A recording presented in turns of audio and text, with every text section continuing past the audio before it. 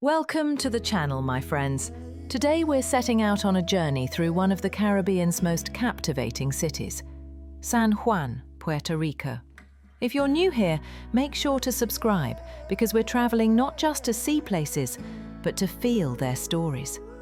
And today's story is one that began over 500 years ago. We'll drive into the heart of Old San Juan, wander through its colourful streets, and step back in time inside two of the most incredible fortresses ever built in the New World.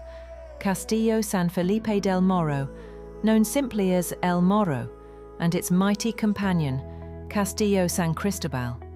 These are not just monuments, they're living witnesses to empires, battles, and the resilience of Puerto Rico itself. So sit back, relax, and join me as we follow the road to San Juan, where the sea meets history and the stones still speak. The road to San Juan. The drive towards San Juan begins under a bright Caribbean sky. The ocean glimmers on one side, deep blue and endless, and palm trees line the highway like sentinels of the coast. The air smells of salt and sun. Small towns pass by, fruit stands at the roadside, laughter from open porches, the hum of island life that never really stops. As we get closer, the skyline of San Juan begins to appear. It's not tall or crowded like a modern city, it's layered with history, a patchwork of old and new, where church towers rise beside pastel-painted homes and cobblestone streets lead straight toward the sea. Crossing into Old San Juan feels like stepping into another world. The road narrows, the pavement turns to stone, blue, worn smooth by centuries of footsteps. Bright colours burst everywhere, turquoise walls, golden doorways, crimson rooftops. Balconies overflow with flowers and music drifts down from somewhere. Maybe a guitar, maybe a cafe radio. The city of colours and memory. As we walk through the streets, it's impossible not to feel the weight of history. But it's not a heavy feeling. It's warm, alive. Every corner has a story. Here, Spanish settlers once walked with traders and priests. Pirates hid in these alleys. The stones themselves came from Europe, shipped across the Atlantic to build what they called the key to the Caribbean.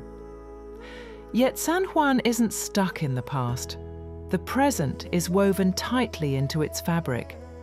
You hear laughter from the open doors of a bakery. The smell of fresh pan sabao mixes with the scent of sea air. A couple dances in the plaza, their movements effortless, joyful. This is a living city, one that remembers but never stops moving. And from almost anywhere in Old San Juan, you can see the sea. And beyond it, the silhouette of the fortress that has protected this island for centuries. El Morro.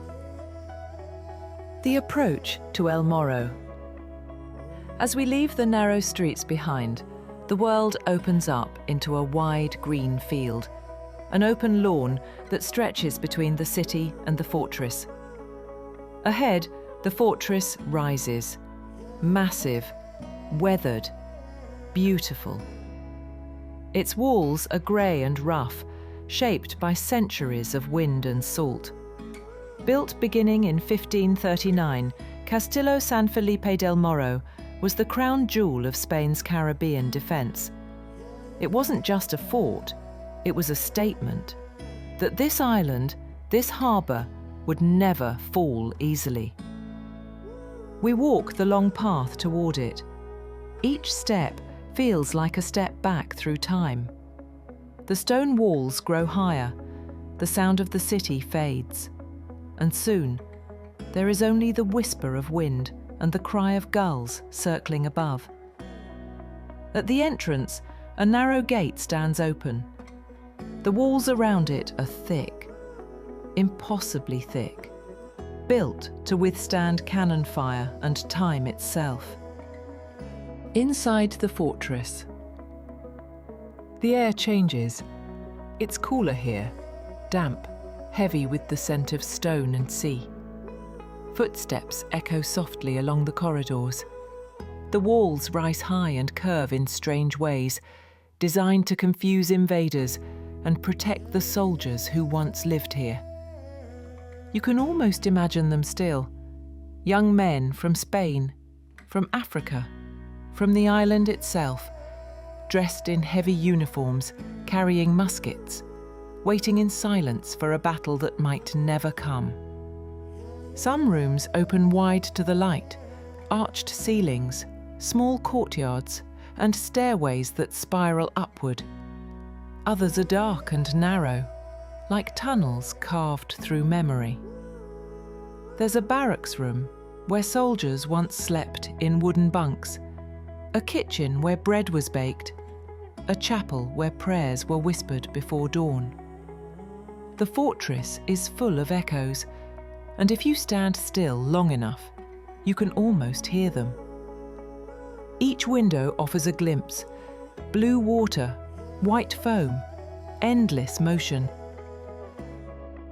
The Guardians of the Bay. From here, you can see how this fortress once controlled everything that mattered.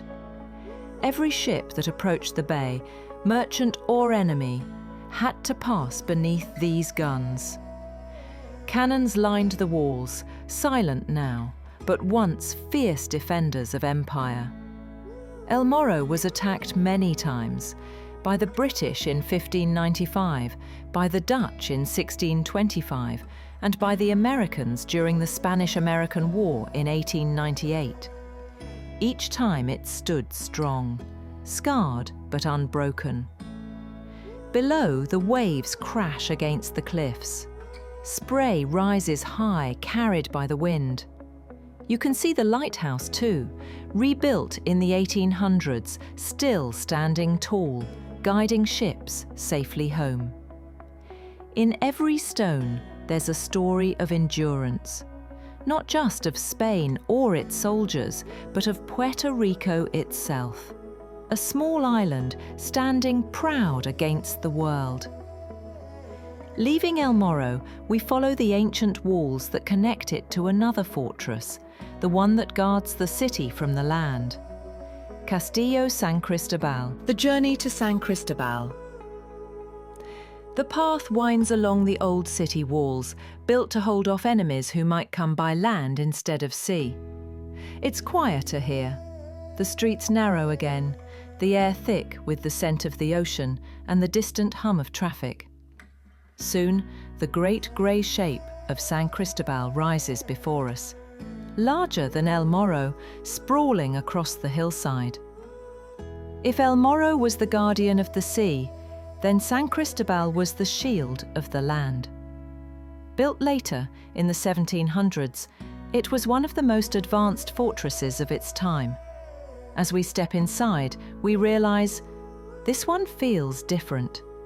It's a maze of tunnels, chambers and courtyards. Everything here was designed for strategy, for defence, for survival.